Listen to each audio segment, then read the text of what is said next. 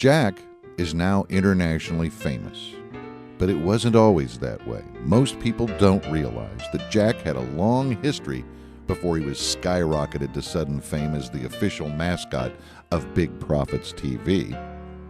Jack was born in 1997 on a farm in Michigan. His mother, Sweet, and his father, Hard, were owned by Gruber Habendorfer, a successful farmer whose family arrived from Sweden to settle in Michigan back in 1931. Jack enjoyed his young life on the farm immensely. He loved nothing more than to play with his older brother Smart and his sister Helga. They would romp and play in the fields, soaking up the sun and frolicking for hours on end. But when Jack saw what was in store for him later in life, he knew hard labor wasn't his bag of oats. He wanted more out of life than blisters and sore muscles. So, at the tender age of 5, he fled and joined the circus. And it was in the circus that Jack realized his real calling. And it wasn't performing with the clowns or teasing the elephants. Don't get me wrong, he truly loved the circus life. But Jack soon discovered that his calling had nothing to do with the circus at all. It was people Jack loved most. He relished their applause.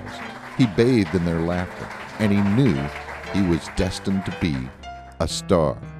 Jack didn't want to just be a player in the troupe. He wanted to see his name up in lights. And he was stubbornly determined to make it happen. One day, 5 long years after he ran away and joined the circus, Jack got his big break. That was the day that internet marketing expert Alan R. Bechtold came to see the circus. I don't know what it was. I saw something in Jack the moment he stepped into that ring. Maybe it was the way he looked wearing that baby bonnet. Maybe it was the way he jumped so confidently from that platform right into the trampoline those clown firemen were holding so far below. Oddly enough, I felt he was looking at me the same way. I had just begun work producing the first edition of my new internet marketing show on the web, Big Profits TV. Now, I know a lot, and I've got a lot of contacts.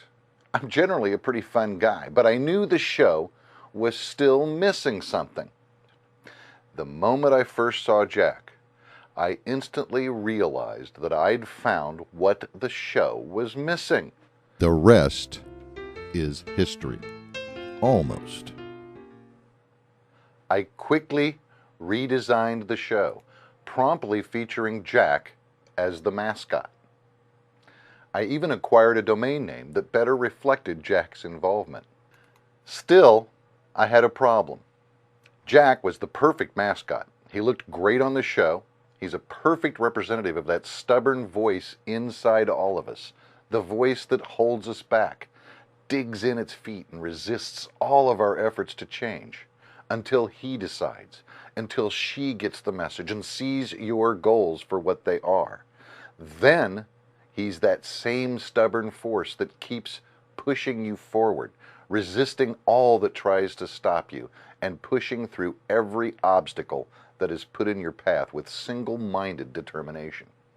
I can see now why no gold miner, in his or her right mind, would ever attempt to seek a fortune in the hills without a trusty donkey like Jack at hand. Jack was all that and more.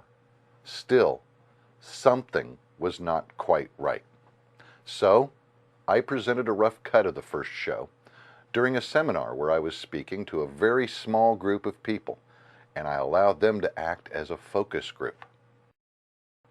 Everybody loved the show, but a couple of very astute clients of mine pointed out what I hadn't been able to see. It wasn't really clear where Jack stopped, and I began. It seems that Jack's personal magnetism is so strong it took them about 10 minutes to see the delineation between us during that switch. So I had another problem, and while I was thinking about it, trying to come up with a solution, Jack softly nuzzled my hand and brayed gently, ending with an utterance that sounded a lot like Ellen. And that was the answer.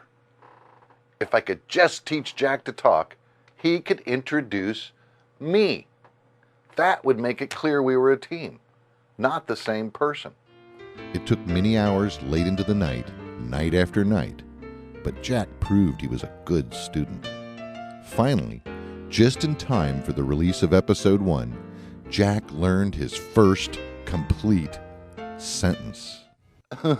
Here's your host, Alan R. Bechtold. It's been a lot of work, but it's been a lot of fun too. Jack's learning faster every day. Soon, I hope he'll be playing an even larger role in the show. You'll be able to see more and more from Jack with each episode I release. Learn all of the great marketing tips and secrets Alan has buried inside his brain, plus the latest tips and discoveries from Alan's vast array of savvy internet marketing friends, and make money just telling other people to watch the show. It's really the first TV show of its kind, and it's available everywhere via the World Wide Web right now. Make sure you visit www.bigassprofits.com and watch Big Profits TV right away.